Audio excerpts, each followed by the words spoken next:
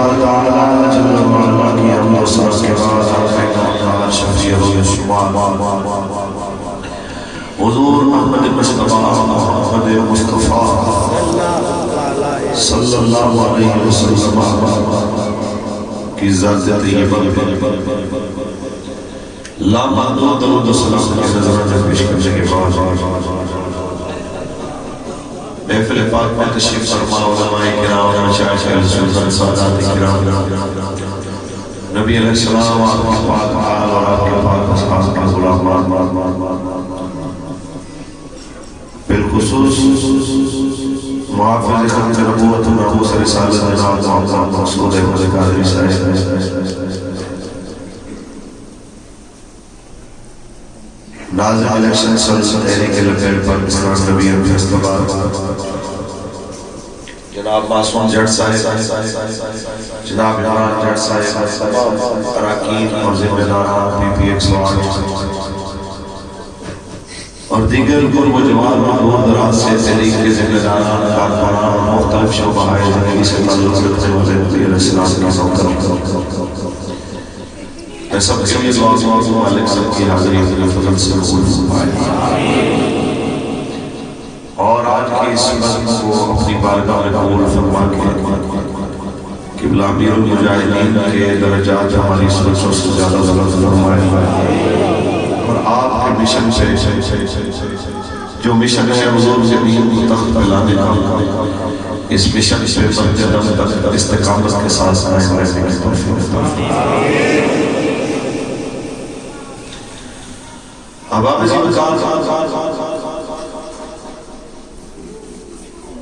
یقیناً حضرت کی موجودگی میں اور حضرت کے بعد آپ کے اپنوں اور آپ کے مخالفین کے طرز عمل میں بہت ساری تبدیلیاں رونما محبین جو تھے وہ تو پہلے ہی ساتھ ہی تھے لیکن اب پہلے سے زیادہ مطالعے ہو گئے جو مخالفین تھے جن بدگمانیوں کا وہ شکار تھے اللہ نے ساری ساری فرما دی آج وہ یہ کہتے ہوئے ہمارے قریب آتے ہیں کہ حضرت جی ہمیں تو پتہ ہی نہیں تھا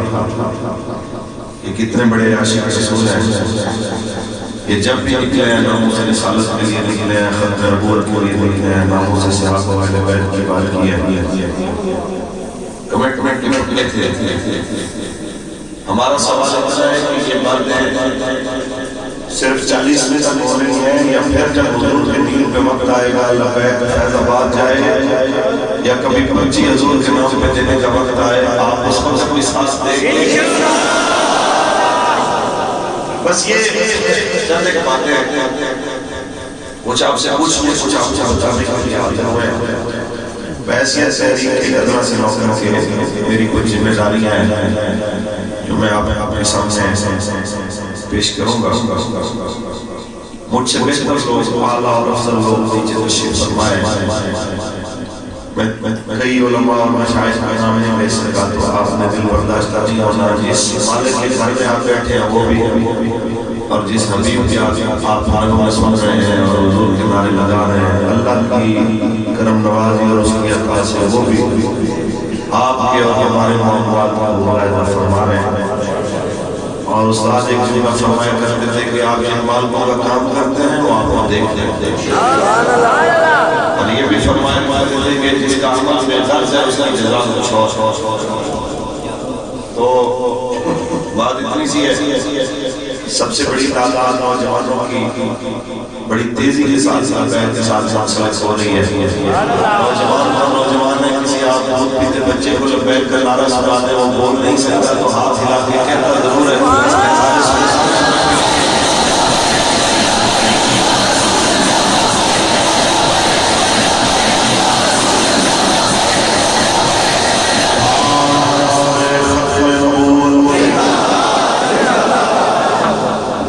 آئیے جی اللہ کا قرآن پڑھیں میرے مالک نے جو دین اپنے حبیب کے ذریعے ہم تک پہنچایا ہے وہ دین ہے اس کے بارے میں میرے کریم آقا نے فرمایا جو چمکتا ہوا دین میں اپنی امت کو لے کے جا رہا ہوں وہ اتنا روشن ہے کہ لیل و نہار اس کی ذات سے بھی دن کی طرح چمکنا آپ اور میں اس نہیں پہنچیں گے اگر تو یہ ہماری کمزوری ہوگی اور ہماری کوشش میں کمی ہوگی، ورنہ دین کی چمک میں کوئی کمی نہیں۔ کل خان صاحب فرما رہے تھے کہ پہلے تو 2 سال پتہ ہی نہیں چلا کہ معیشت کیسے ہوتی ہے، حکومت کیسے چلانے سے یہ تیاری کے بغیر نہیں آنا چاہیے۔ میں نے کہا جسے 65 سال کی عمر میں رسول اللہ کی ناموس کا پتہ نہیں چلا، اسے 2 سال میں حکومت کا کیسے پتہ چل سکتا؟ جسے اسلامی نظریاتی نویسم لکھ کے دے دے کہ بھئی یہ کام پہ منتر کے لیے گرانٹ نہیں دینی، یہ کام نہیں کرنا، اس کے باوجود وہ ان کے فیصلوں کو نظر انداز کر کے منتر کی اجازت دے دیتا ہے اور شمشان گھاٹ بنوانے کے لیے 4 دیواری تعمیر شروع ہو جاتی ہے۔ اسے حکومت چلانے کا پتہ کیسے چل سکتا ہے؟ حکومت کے پتہ انہیں چلتے ہیں دین کے مطابق جنہیں رسول اللہ کے دین کا پتہ ہوتا ہے، رسول اللہ کی شریعت کا پتہ ہوتا ہے۔ پہلا اصول ہے دین نہیں آتا تو دین سیکھیے، دین نہیں آتا تو دین پڑھیے، اور حکومت چلانے کا اور اس کو کامیاب کرنے کا ایک ہی فارمولہ پاکستان سے باقی رہ گیا، باقی سب آزما چکے ہیں، روٹی کپڑا مکان بھی آزما چکے، فوجی ڈکٹیٹر بھی آزما چکے، آپ ترقی کے نام پہ موٹر وے کے نام پہ بھی لوٹے جا چکے، آپ تبدیلی کے نام پہ بھی لوٹ چکے، ایک ہی طریقہ بچ گیا ہے جسے قرآن سے سب سے حسین طریقہ بتا ہے۔ کل آپ کو آنا اسی طرف ہے انشاءاللہ، اور تیزی سے لوگ اس طرف آ رہے ہیں۔ بڑی اللہ کا قرآن آپ سے بولیے، بندے بہت زیادہ ہیں، آپ کی آواز بھی آپ کے ذوق کے مطابق ہو گئی۔ خالق کائنات نے ارشاد فرمایا لقد کان لکم فی رسول اللہ اسوۃ حسنہ، تمہارے لیے بہترین نمونہ رسول کی زندگی میں، یعنی جس حال میں، جس شعبے میں، جس طریقے میں اگر بہترین نمونہ کردار دیکھنا ہے تو رسول اللہ کے کردار کو دیکھنا پڑے گا۔ گھر چلانا ہے تو طریقہ رسول اللہ والا، ملک چلانا ہے تو طریقہ رسول اللہ والا، دشمنوں سے نمٹنا ہے طریقہ رسول اللہ والا، غریبوں کی مدد کرنی ہے، غریبوں امیروں کے درمیان مساوات و عدل کا جواب ہے، یکساں نظام قائم کرنا ہے طریقہ رسول اللہ والا۔ یہ کہنا بند کر دیجئے کہ میرا سیاسی لیڈر فلانا ہے، جو کہے گا تو میں نے وہی کرنا ہے۔ ہمارے پیر صاحب آئیں گے تو ہم بھی آپ کے ساتھ آئیں گے، ہمارے فلانے مولوی آئیں گے تو ہم آپ کے ساتھ آئیں گے۔ میں کہتا ہوں پیروں مولیوں بادشاہوں جو رسول اللہ کے دین سے ٹکرائے اس کی ویلیو نہیں ہے، ویلیو اسی کی ہے جو رسول اللہ کے جھنڈے کے نیچے آئے گا۔ اس رشتے کو چھوڑ کے کہیں اور جانا چاہے میں اس کو کیا کہوں؟ اسے چھوڑ کر لاہور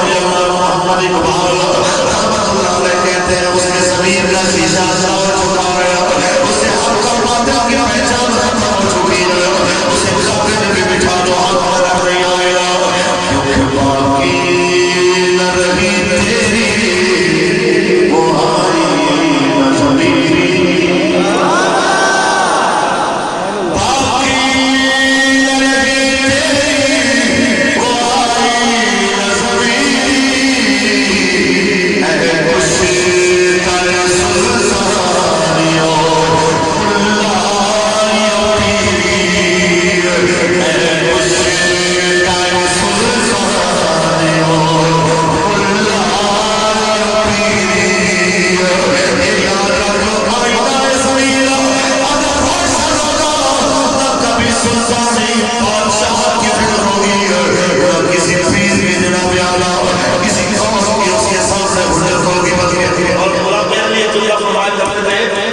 حضور کی ناموس کے خلاف قول صحابی بھی ہمارے نزدیک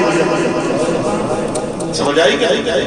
ہمارے نزدیک حجت اللہ کا قرآن رسول اللہ کا فرمان ہے۔ آپ سوچیں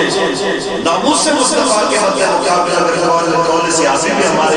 مقابل کے اندر حجت نہیں ہے تو آپ مجھے بتائیے کہ آج کوئی بندہ جسے نہ دین کا پتہ نہ شریعت کا پتہ، وہ کبھی صحابہ کو بزدل کہتا ہے، کبھی مال غنیمت کو لوٹ مار کا مال کہتا ہے، کبھی خاتون نبیین اسے پڑھنا درست نہیں آتا۔ ایسے بندہ جیسے بندے کو کوئی حق ہے نہیں، پوچھو پھر کہتے ہیں مولوی صاحب ہم کمزور ہیں، بار بار معیشت کرو، جس معیشت کے لیے ہماری قوم کو اردو بنایا تھا کہ ہم اتنے ڈالر لائیں گے کہ جناب باہر سے لوگ نوکریاں ڈھونڈنے کے لیے آئیں گے. تو یہ زلفی بخاری جیسے دو چار بندوں کو صحیح نوکریاں ملی ہیں، باقی کو ذلیل ہی ہوتی. تو اگر اس طرح کی آپ نوکریاں کہہ رہے ہیں تو اس کے لیے پاکستان نہیں بنا. پاکستان اس لیے بنا، یہ ہمارے بزرگ بیٹھے سفید داڑیاں ہو گئی رستہ چلتے ہوئے، جس کے لیے ہمارے ماں نے پاکستان بنایا تھا. وہ کیا تھا؟ پاکستان کا مطلب کیا؟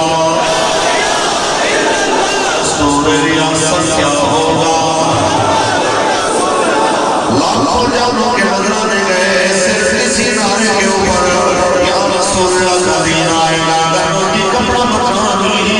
نعرے کی بنیاد پہ وطن بنتا تو پھر ہندوستان سے الگ ہونے کی کیا ضرورت تھی؟ اتنے سارے اصول کی نظر کی ضرورت کیا تھی؟ یہ ساری چیزیں اسی لیے ہوئی کہ پاکستان کا مطلب کیا؟ ریاست کیا ہوگا؟ آج لبیک والے بات کرتے ہیں جہاد کی، کشمیر کی، برما کے مظلوم مسلمان کی، فلسطین کی، اسرائیل کے خلاف اقدام جہاد کرنے کی. ہمیں کہتے ہیں مولوی جی پاکستان کمزور ملک ہے، ہم اتنے بڑے بڑے ناموں سے کیسے لڑیں گے؟ میں انہیں کہنا چاہتا ہوں کاش تم نے بیعت رضوان کو پڑھا ہوتا.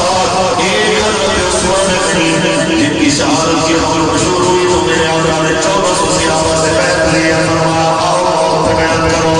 ہم نے عثمان کا بدلہ لینا آیا. میں صرف اتنا کہنا چاہتا ہوں، ایک حضرت عثمان کی خاطر 1400 صحابہ کو ان کی بیعت کے لیے راضی کرنا اور 50,000 کی مکے کی آبادی سے ٹکرانے کا حوصلہ کسی ایک سے بھی نہیں کہا. یا رسول اللہ، ایک بندے کے لیے سر و داؤ پہ نہیں لگانا چاہیے،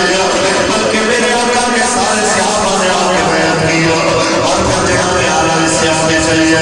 میرے قریب آقا جوانوں نے 3,000 کو 2 لاکھ کے مقابلے میں روانہ فرمایا. جبکہ موتا کے موقع پہ کسی نے نہیں کہا حضور اتنے بڑے لشکر کے سامنے ہم کمزور کر رہے ہیں. 305 بندے 1000 کے مقابلے میں کیسے آئے؟ یا 313؟ ذرا سوچئے 1000 سے کم بندے بہت میں 3,000 کے مقابلے میں کیسے آئے؟ کیونکہ میرے اور آپ کی آقا نے یہی سمجھایا مسلمان تعداد کی بنیاد پہ کبھی بھی نہیں جیتا کرتا، وہ جب بھی جیتا ہے اللہ کی مدد سے جیتا ہے.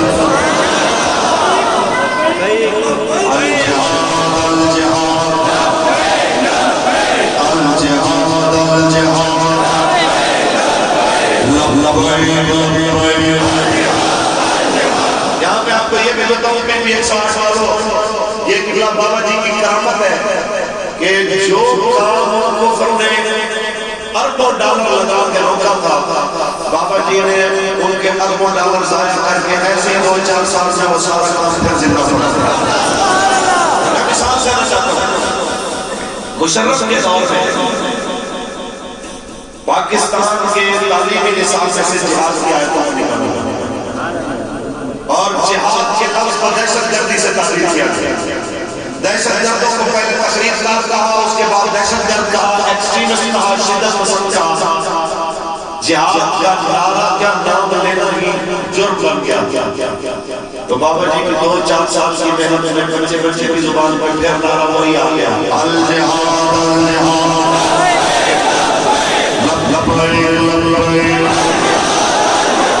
اربوں ڈالر کفر میں لگائے ہیں. کسی نہ کسی طریقے سے 295 کو ختم کر دیا جائے. لوگوں کو پتہ ہی نہیں تھا یہ 295 ہے کیا. اصل میں یہ مسلم رسالت کے تحفظ کا قانون تھا. بابا جی نے بچے کو نبی پاک کی حدیث یاد کروا دی، من صفا سبیل، صفا سبیل، اس کا ترجمہ ہے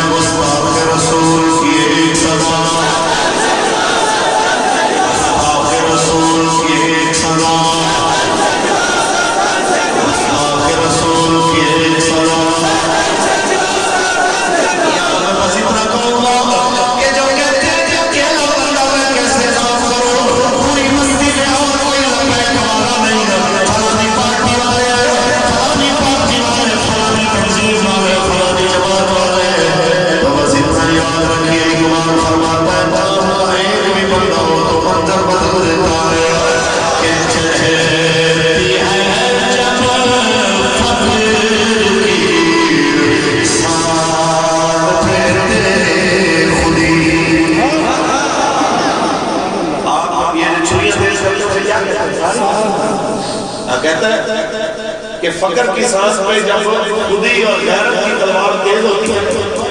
تو پھر ایک بندے کا جو وار ہوتا ہے وہ کام کرتا ہے جو بڑی بڑی فوجیں کرتا ہے. جو فوجوں کا کام ہوتا ہے وہ اللہ ایک بندے کے ایک وار سے لیتا ہے.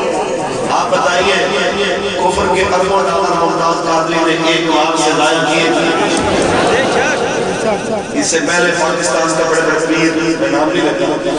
اچھا یہ بھی غلط ہے کچھ کہتے ہیں یہ پیروں کو نہیں مانتے. بھئی بات نہیں ہے ہم پیروں کے غلام ہیں پیروں کے نوکر ہیں لیکن اس پیر کے نوکر ہے جسے رسول اللہ کے دین کی غیرت ہے. جس پیر کو اپنے آستانے کی غیرت ہو ہم اس رسالت کے مسئلے میں کہیں کہ نہیں جی ہم کو سب ساتھ لے کے چلتے ہیں فلانے بھی ہمارے ساتھ ہیں فلانے بھی گدی کا مسئلہ ہے آپ ذرا دیکھیں بھی تو صحیح. میں کہتا ہوں ایسی کروڑوں گدیاں اس رات پہ قربان جہاں سے رسول اللہ کی سواری ہے جہاں سے میرے مصطفیٰ کے بلال ایک بار گزرے. آپ پیر اسے مانتے ہیں جو اپنی پگڑی اور اپنی گدی کو کہے یہ گدی بعد میں ہماری پگڑیاں بعد میں حضور کی عزت سب سے پہلے. اپنے پیروں کو دیکھیے جس کا پیر ناموس رسالت کا یہ ساتھ کھڑا ہے اس کے قدموں کو چومنا بھی سمجھتا اور جس کا پیر ناموس سیاحت و اہل بیت اور ناموس رسالت کے مسئلے میں کہتا ہے کہ نہیں جی ہماری مدد سب کے ساتھ ہے تو پھر ذرا سوچیے جو اپنے نبی کا وفادار نہیں وہ اپنے مرید کا کیسے وفادار ہوتا. سمجھ آئے ایک بندہ ہو کام کرو اس لشکر سے بہتر ہے جو بیکار روز میں باتیں کرنے والا ہو گپی ہو. اقبال کیا کہتا ہے مجھے بوجھے اقبال کہتا ہے چہرتی ہے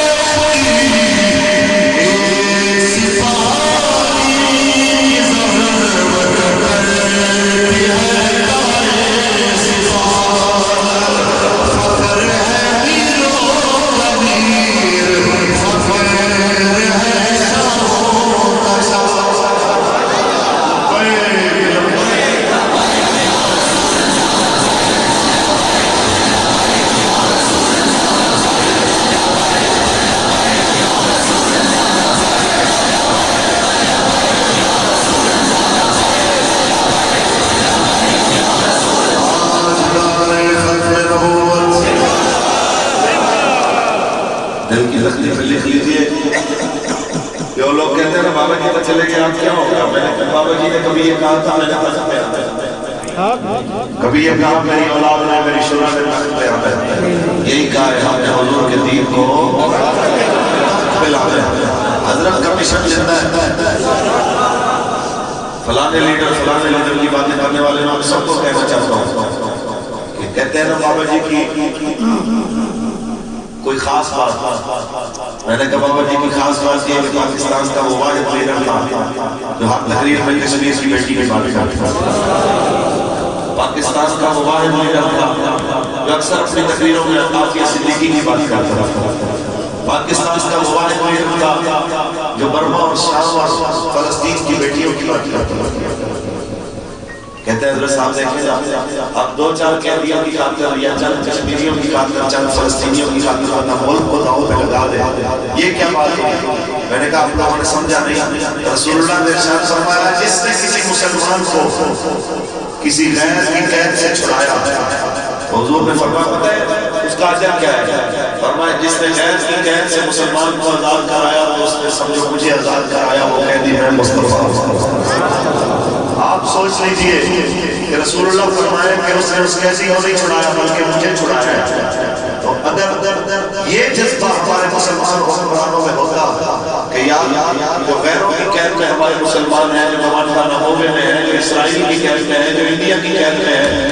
وہ کریم آقا کی کتنے جناب منظور نظر ہے کہ رسول اللہ کی دین کی وجہ سے انہیں حضور کی نظر میں کیا مقام ہے. اگر ان لوگوں کو اس کا اندازہ ہوتا تو اس طرح بے حس بن کے بیٹھے